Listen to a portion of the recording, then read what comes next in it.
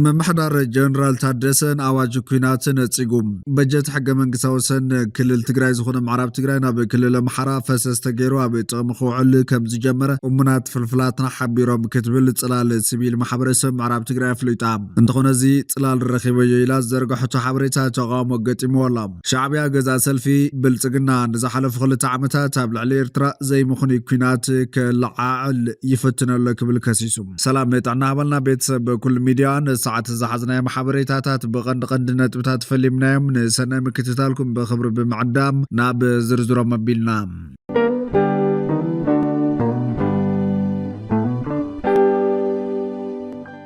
وسنات قلقالوتات مريت بقزياونت تطو كبلو كمستوسنا بمحدار كتما مغلف ليتوم عب محدارا مريت بسنكز الرأي زلو زي حقا وتكبارات وسنات قلقالوت مريت بقزياونت تطو كبلو كمستوسنا حلافي بيت صحفة التغاغمان محداران مريت كتما مغلف اي تزرو تولد برهانا فليتوم بيت صحفة التغاغمان محداران مريت كتما مغلف فتاتما مدبات حلوف عامت كزلت مدبات نعمل كتو قمقما ومدرخ اسالي طولام عبت مدرخ استرخب حلافي بيت صحفة التغاغمان محداران مريت كتما مغلاي تزرو تولد برهان بمسارات وسان كابينة جزاو من محدار تقراي مرداتا مريت كاب نقلقالوت لقاح وطاي مهاب بجزاونت دو كمزبل قالي طلام كاب زبتو سخي ناب سالساو غنز جبر زوور ترفي مريت مكتات ببيت فرديس تفطروا عنتات مسلات ابزلون مسلنا بمفتار زي تسغاغرت صنعات سند البا قلقالوتاتن وندو كبل كمستوسنم اي تزورو قالي طلام بخالي مداي بشم تلوات مريت استوهابو بوتاتات سند البا فطور مسلات ناب سالساو غن استزواور تحسوتات قرم خوينات زنبر بانك مريت بمدباس تلعلونا انفستمنت بوتاتات متشا غداتا كالاتن تغادلتن بوسان بيت فرد استفطور مسلات كمون تحت ستاندارد تبايلو مستخاتتو تحسوتات دما بفولي اوديت كغبرو كمستوسنه غليصلام بانصار دما بحقو بوتا بوعلو مسرت صدقه ديزاينن هنصت فقادن زلو كفلتات ليزن كراي مريتن اب كيد زلو فولي ليز چرتا مريت زيت تقاللنا جباراتن دقي جباراتن صنعات نتلعلتي تلوات بوتا مهابن كم زغصل غليصلام وشتواتاوي تطوبيلكا كتما ممرح سلازيكال بتل مستمرح مدبنيا ليز چرتا مريتن بملك قصل كم سوسن زغلص ايتزرو نتغباراوندو تخلو كربارب صوعي كبل حبريتان ركبن كتما مقلي صبصيبم ازي كم زلو خوين ممحدار جنرال تادس وردن اواج كينات نصيغو اب العليكا بحق زرحقورتات زنزح نغادو منغست حساب موراس نبرت زبصح زيما تسقوم تخمز وسد بيرو غدات كوميونيكيشن كلل تግራይ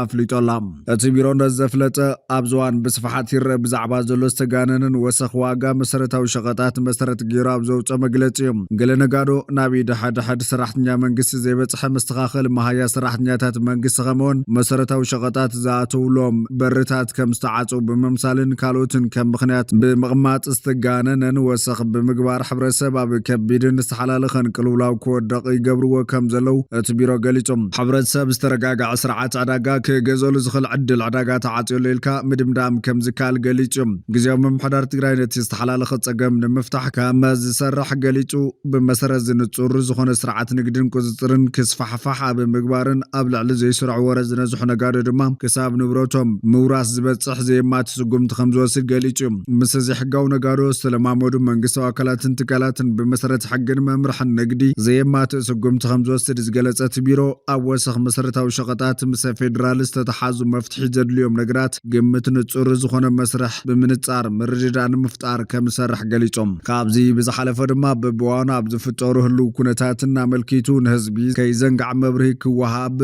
كمز جبرن كنتات عداغا ملكيتو دحساسن ريتو حزبي مقبالن كالوتن تكبارات تكباراو بمغبار وسخ نهار مسرتاو شقطاتن منكاي كمسرح حفليتوم وركنات بمنزح زيناتو محافتي زخعبوت نغارو كينات ادب بمغبار نعدن حزبن بزطقم حقاو مسرح تختيلهم كسرحو كم زغباون اتياب تحت جنرال تادس ورد زمحدر بيرو غدات كوميونيكيشن كلل تግራይ يفليطلام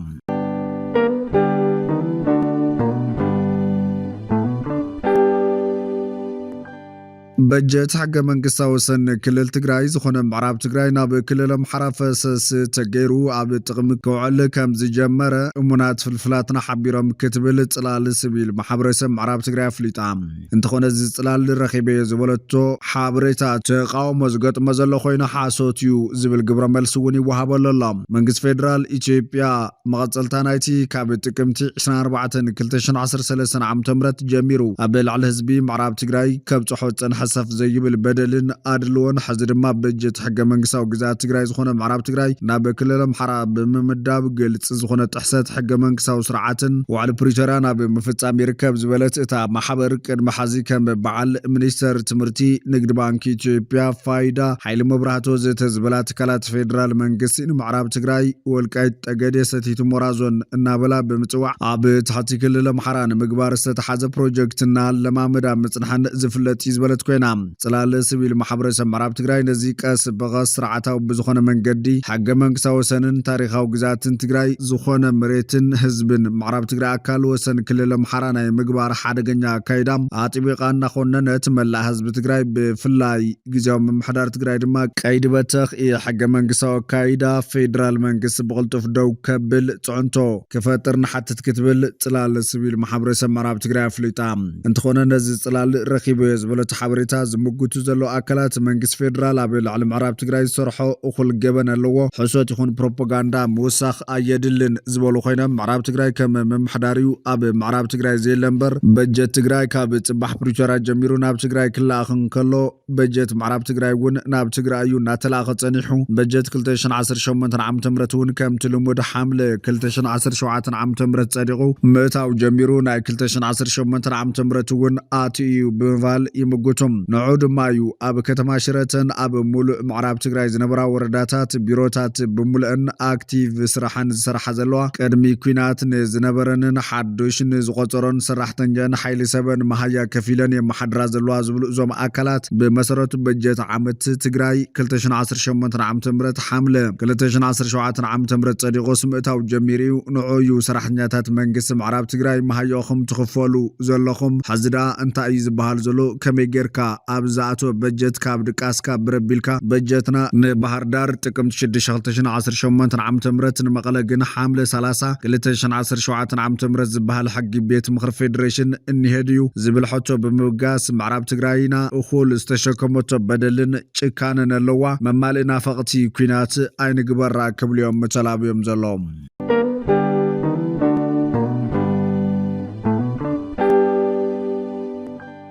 ሚኒስተር ዜና ኤርትራ የማነ ገብረ መስቀል ገዛ ሰልፊ ብልጽግናን ዝሓለፉ 2 ዓመታት ኣብ ልዕሊ ኤርትራ ዘይምኽኒ ኩናት ከለዓል ይፍትነሎ ክብል ከሲሶም ኣዲስ ኣበባ ናይ ቀደም ናይ ኩናት ቃላት ዳግማይ ብምቀስቃስ ንነብሳ ከም ግዳይ ክትስእላ ትፍትን ከም ዘላት ሚኒስተር ወስኹ ሓቢሮም ኣይቴማን ኣብ ቀረባዋን ሰበስልጣን ኣዲስ ኣበባ ብሓይሊ ናብ ወደብ ባሕር ምእታውን ኣብ ቄሕ ባሕር ጽልዋ ምስፋሕፋሓን ዝብል ምልዓል መልኪቶም ዘስምዕዎ ዘረባታት ተጉዲሎም ወለው ከምኡ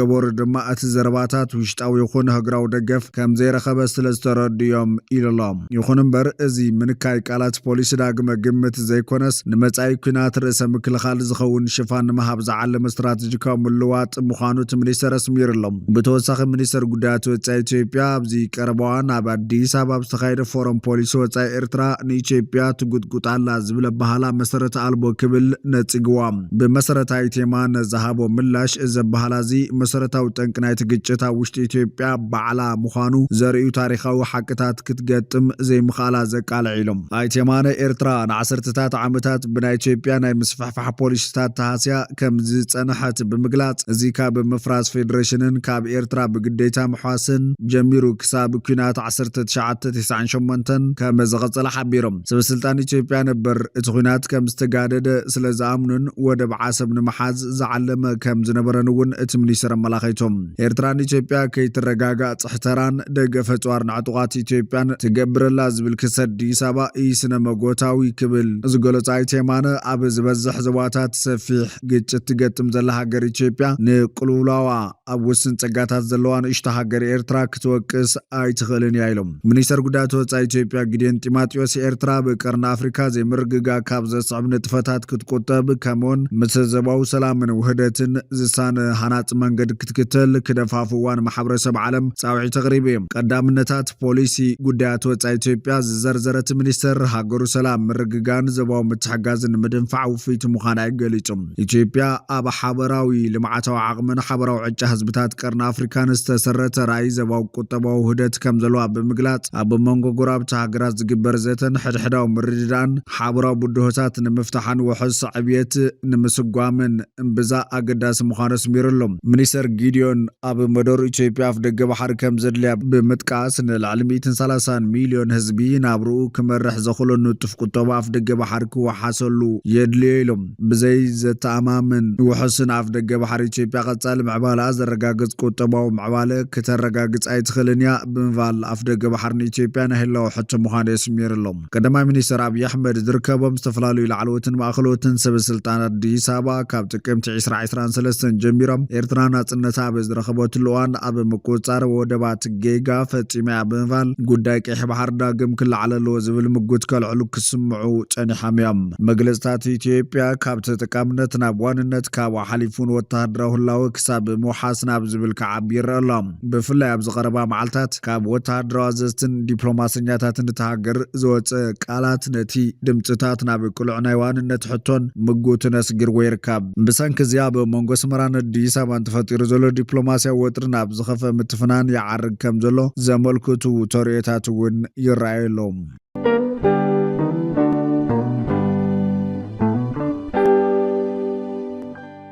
ሰራዊት ሱዳን ብዝጀመረ መጠነ ሰፊሕ መጥቃዕታ ብክልል ሰሜን ኩርደፋን ትርከብ ከተማ ኡምዳም ተቆጻጺሩ ተባሂሎም ኣዛዝ ሰራዊት ሱዳን ጀነራል አልቡርሃን ንኹሎም ዕጡቓት ሱዳናውያን ኣዋጅ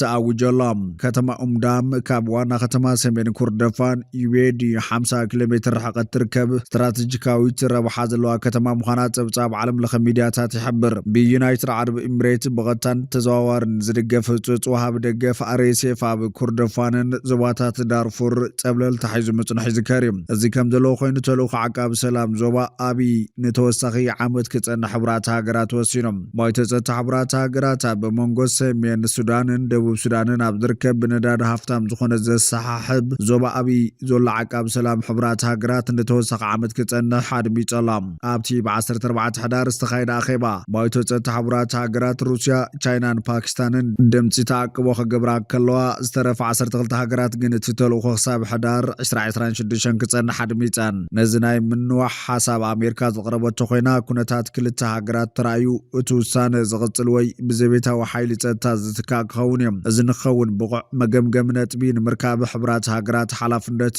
ተዋሂብዎ ኣሎ